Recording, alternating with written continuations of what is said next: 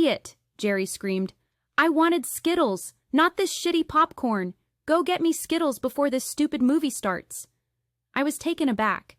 I mean, I know things have been bad between Jerry and I the past month, but this was a new low.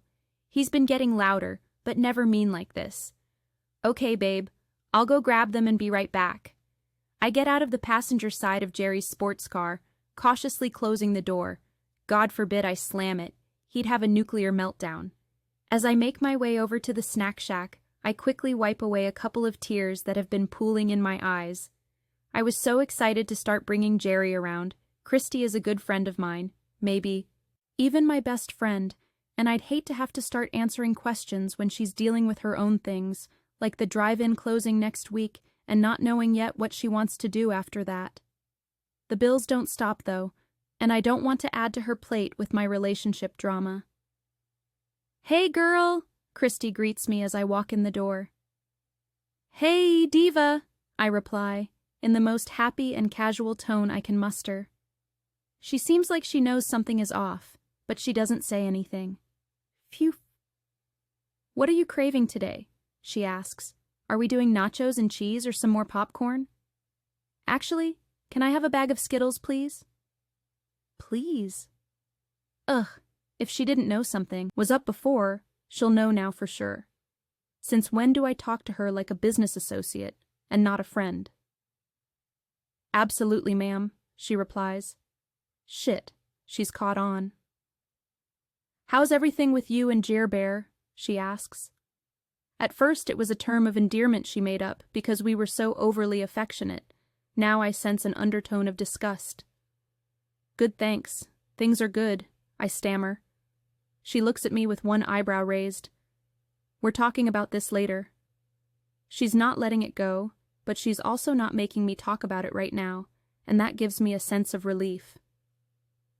"Okay," I say reluctantly. "I'll catch up with you later." She senses my reluctance and comes around the counter to give me a hug. "It's okay. Whatever is going on, we'll get through it," she whispers. "Love you." "Love you," I yell back as I walk out the door. I take my time walking back to Jerry's car. Q Mike is doing his nightly rounds tonight. Funny how he never offers the locals a speaker. He actually discourages them from using them. Jerry's sound system is better anyways, so I'm not offended. As I get back to the car, Q Mike sees me. "Oh, hey, Tina. I didn't think you were here tonight." He trails off. "Enjoy the show," he says, awkwardly, as he continues over to an old black car that's parked a few spots over from us. "Thanks, Q Mike. You always do the best job," I reply. He smiles and mutters thanks, looking distracted. I get back into the car with Jerry and hand him his Skittles. "Here, babe." I pause for a minute. "Can we please just enjoy the shows tonight? The drive-in is closing forever next Friday, and I've spent so many years coming here. I really want to make the most of the next couple of movie nights here." I trail off, hoping he's calmed down since I left earlier. "Sure," Jerry mutters under his breath. "Whatever."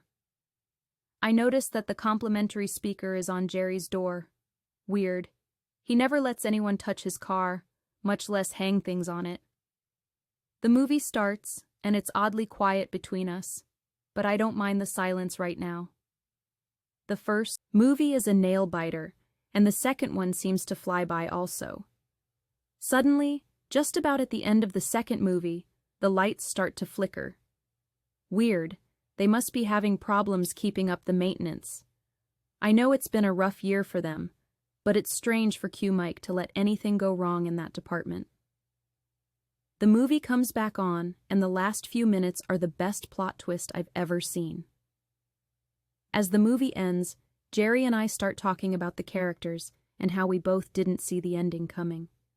We buckle up and start driving down the eternally long driveway. I swear the driveway wasn't this long when we came in here. It was light then too, though, and it's become an eerily dark and foggy night for October in the meantime.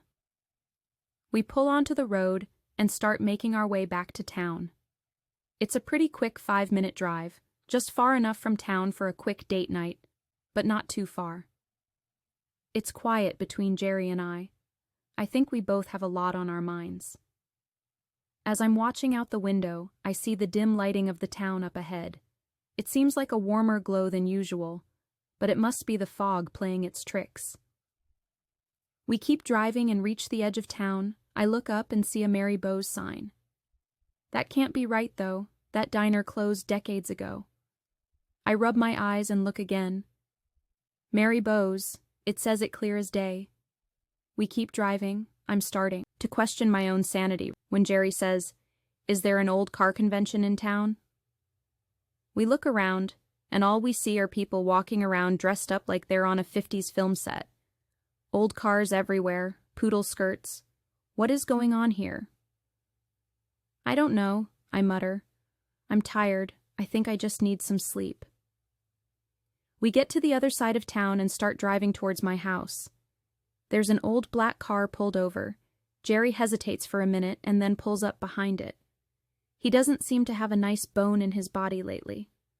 I don't know where this sudden longing to help strangers came from, but I'm too tired to question him and risk getting into another argument, so I just stay in the car while he walks up to the driver's side of the stranded vehicle.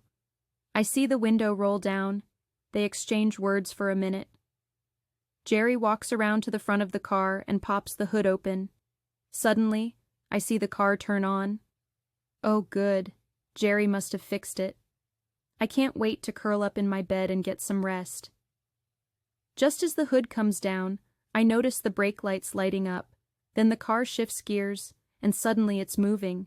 But Jerry hasn't come around from the front yet. I scream, panicked, but the car takes off and Jerry is nowhere to be seen.